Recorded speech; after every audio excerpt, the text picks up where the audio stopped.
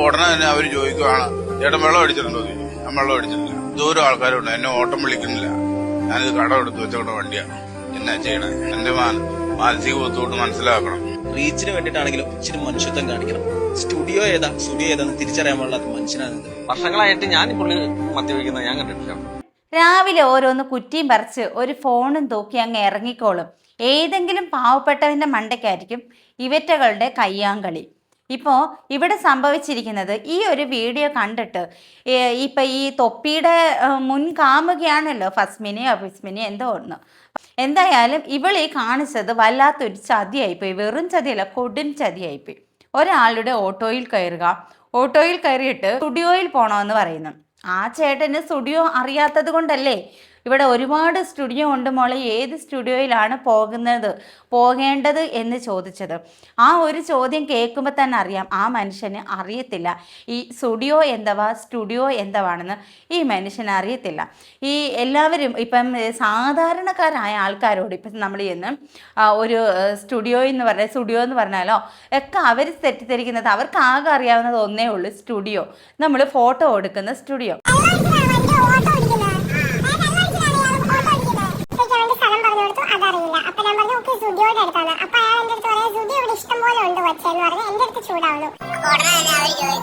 ചേട്ടൻ വെള്ളം അടിച്ചിട്ടുണ്ടോ?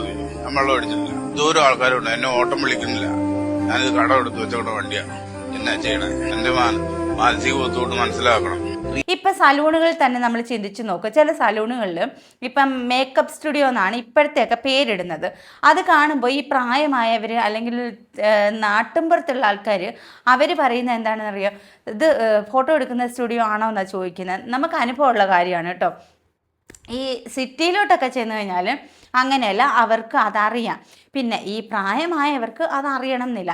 Makeup studio എന്ന് കേട്ടാൽ തന്നെ അത് ഫോട്ടോ എടുക്കുന്ന സ്റ്റുഡിയോ ആണെന്ന് ചോദിക്കുന്നവരാണ് ഇന്ന് അധികവും. ഇപ്പോഴത്തെ ന്യൂജൻ പിള്ളേരല്ലല്ലോ, അവർക്ക് പഴയ മനസ്സല്ലേ. ഇപ്പം ഈ ചേട്ടനെ കാണുമ്പോഴും നമുക്ക് ഈ ചേട്ടൻ കുറച്ച് പ്രായമായ ഒരാളാണ്, ആ ചേട്ടൻ അറിയാത്തത് കൊണ്ട് തന്നെയാണ് സ്റ്റുഡിയോ എന്ന് ചോദിച്ചതും. ഇന്ന് ആ മനുഷ്യൻ സമൂഹത്തിൻ്റെ മുന്നിൽ വളരെ കുറ്റവാളിയായിട്ട് തല കുഴിച്ച് നിൽക്കേണ്ട ഒരവസ്ഥ ഉണ്ടാക്കി വെച്ചിരിക്കുകയാണ്. ആര്? ഈ ന്യൂജൻ പെൺകുട്ടി. കുറച്ചെങ്കിലും ഉളുപ്പുണ്ടോ പെണ്ണെ നിനക്ക്? നീ ഒരു ഫോണും പൊക്കി എടുത്ത് കൊണ്ടുവന്ന്. ഇനി അങ്ങേർക്ക് സ്റ്റുഡിയോ അറിയത്തില്ല, ഏത് സ്റ്റുഡിയോ എന്ന് ചോദിക്കുമ്പോൾ പറഞ്ഞാൽ പോരെ, ചേട്ടാ സ്റ്റുഡിയോ അല്ല, ഇത് തുണിയൊക്കെ വിൽക്കുന്ന സ്ഥലമാണ്, സ്റ്റുഡിയോ ആണ് എന്ന് പറഞ്ഞാൽ പോരെ. അതല്ലെന്നുണ്ടെങ്കിൽ ഫോണിൽ ലൊക്കേഷൻ ഉണ്ട്, നമുക്ക് ലൊക്കേഷൻ ഓൺ ചെയ്ത് വെച്ചിട്ട് വഴി പറഞ്ഞു കൊടുക്കാം, കറക്റ്റായിട്ട് അവരവിടെ കൊണ്ടുവിടും. പണ്ടുള്ള ഓട്ടോച്ചേട്ടന്മാരൊക്കെ അങ്ങനെ തന്നെയാണ്. നമ്മൾ വഴി പറഞ്ഞു കൊടുക്കുമ്പോൾ അങ്ങോട്ടേക്ക് കൊണ്ടുപോകും.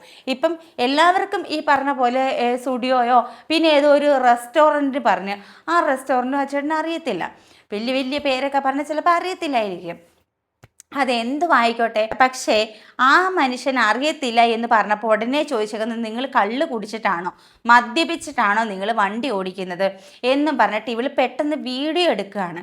എനിക്ക് ആ ഒരു കാര്യത്തിനോടാണ് പൊരുത്തക്കേടുണ്ടായത്. ഇനിയിപ്പോൾ മദ്യപിച്ചിട്ടുണ്ടെങ്കിൽ വേറെ എന്തെല്ലാം വഴിയുണ്ട്, ഇവരൊരു ഇൻഫ്ലുവൻസർ എന്തൊക്കെയാണെന്നാണ് പറയുന്നത്. അപ്പോൾ അങ്ങനെയാണെന്നുണ്ടെങ്കിൽ തന്നെ എന്തൊക്കെ വഴിയുണ്ട്.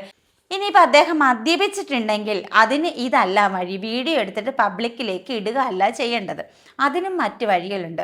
അദ്ദേഹം മദ്യപിച്ചിട്ടില്ലെന്ന് അദ്ദേഹം ആണയിട്ട് പറയുന്നുണ്ട്.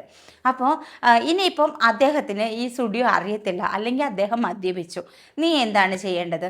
നീ ആ വണ്ടിയിൽ നിന്ന് നീ വണ്ടി നിർത്തൂ, എനിക്ക് ഈ വണ്ടിയിൽ പോകാൻ താല്പര്യമില്ല എന്ന് പറഞ്ഞ് വണ്ടി നിർത്തിക്കാം. പിന്നെ വരുന്ന ഊബർ വിളിച്ചിട്ടോ അല്ലെങ്കിൽ പിന്നെ വരുന്ന ഓട്ടോ വിളിച്ചിട്ടോ പോകാവുന്നതേ ഉള്ളൂ. അപ്പോൾ ഇത് എന്തോ കരുതി കൂട്ടി എടുത്തിട്ട ഒരു ഫോട്ടോയായിട്ട് ഒരു വീഡിയോ ആയിട്ടാണ് എനിക്ക് തോന്നിയത്. ഒരു സംഭവം ക്രിയേറ്റ് ചെയ്തതാണ്. നമുക്ക് നേരത്തെ അറിയാമല്ലോ ഈ ഷിംജിത വിഷയം. ഈ ഷിംജിതയുടെ വിഷയത്തിൽ ഇതൊക്കെ തന്നെയാണ് സംഭവിച്ചത്. ഷിംജിത മനഃപൂർവ്വം ബസ്സിലേക്ക് ഫോണുമായിട്ട് ചെല്ലുന്നു, പെട്ടെന്ന് റീച്ച് ആകാൻ ഒരു സംഭവം ക്രിയേറ്റ് ചെയ്തിട്ടാണ് പുള്ളിക്കാരി വന്നത്. അപ്പോൾ ആ ഒരു സംഭവത്തിൽ ദീപക് പെട്ടു. പക്ഷേ ഇവിടെ സംഭവിച്ചത് തെറ്റിപ്പോയി. ആ പാവം മനുഷ്യൻ സമൂഹത്തിൻ്റെ മുന്നിൽ അപമാനിതനായി. അച്ഛൻ്റെ അമ്മയുടെ മുഖത്ത് പോലും നോക്കാൻ പറ്റാത്ത വിധത്തിൽ നാണം കെട്ട്, കൂട്ടുകാരുടെ മുന്നിൽ നാണം കെട്ട്, സമൂഹത്തിൻ്റെ മുന്നിൽ നാണം കെട്ടു. അങ്ങനെ മനോധൈര്യം കൈവിട്ട ആ ചെറുപ്പക്കാരൻ സ്വയം ജീവനൊടുക്കി. കേരളം മൊത്തം നൊമ്പരപ്പെടുത്തിയൊരു വാർത്ത തന്നെയായിരുന്നു. അതേപോലെ തന്നെയാണ് ഇവിടെ സംഭവിച്ചിട്ടുള്ളത്. ഈ ഒരു മനുഷ്യൻ ആരുടെയോ ഭാഗ്യം, അവരുടെ കുടുംബത്തിൻ്റെ ഭാഗ്യമോ ഒക്കെ എന്തോ മറ്റൊരു രീതിയിലേക്ക് അദ്ദേഹം ചിന്തിച്ചിട്ടില്ല. പക്ഷെ ഇന്ന് ആ മനുഷ്യൻ അത്രയധികം ബുദ്ധിമുട്ടുന്നുണ്ട് ഇവളെടുത്ത ആ ഒരു വീഡിയോയുടെ പേരിൽ. കാരണം തൻ്റെ ഓട്ടം ഇപ്പം ആരും വിളിക്കുന്നില്ല, ഓട്ടോയിൽ ആരും കയറുന്നില്ല.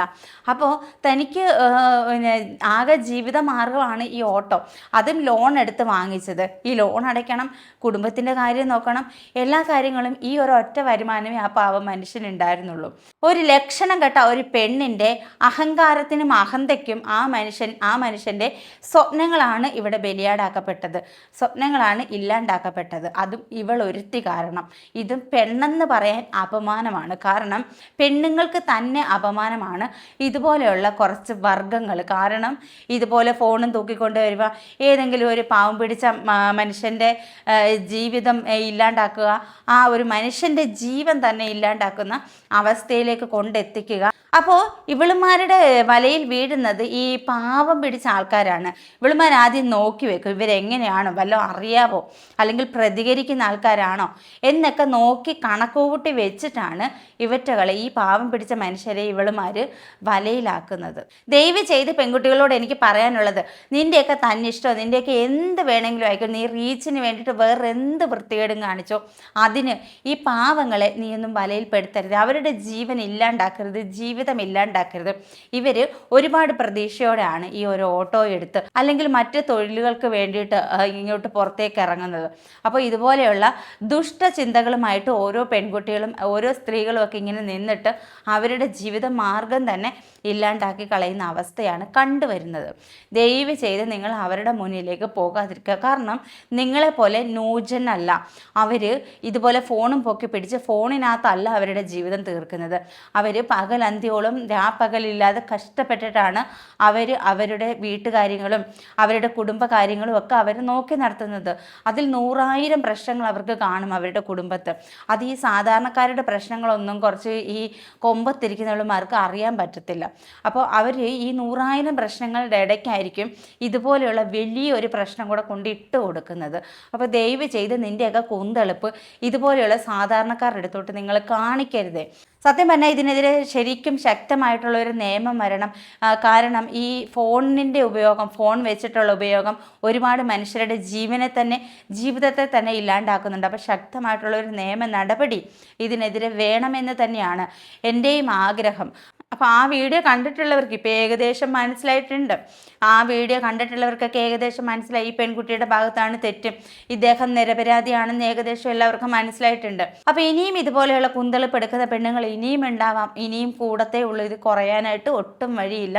ഈ ഒരു വീഡിയോ കണ്ടിട്ട് നിങ്ങളുടെ അഭിപ്രായം നിങ്ങൾ കമൻറ്റ് ചെയ്യുക. അതുപോലെ തന്നെ ലൈക്ക് ചെയ്യാനും ഷെയർ ചെയ്യാനും കൂട്ടത്തിൽ ഹൈപ്പ് ചെയ്യാനും കൂടി മറക്കരുത്. അപ്പോൾ മറ്റൊരു വീഡിയോ ആയിട്ട് വീണ്ടും കാണാം. ടാറ്റാ.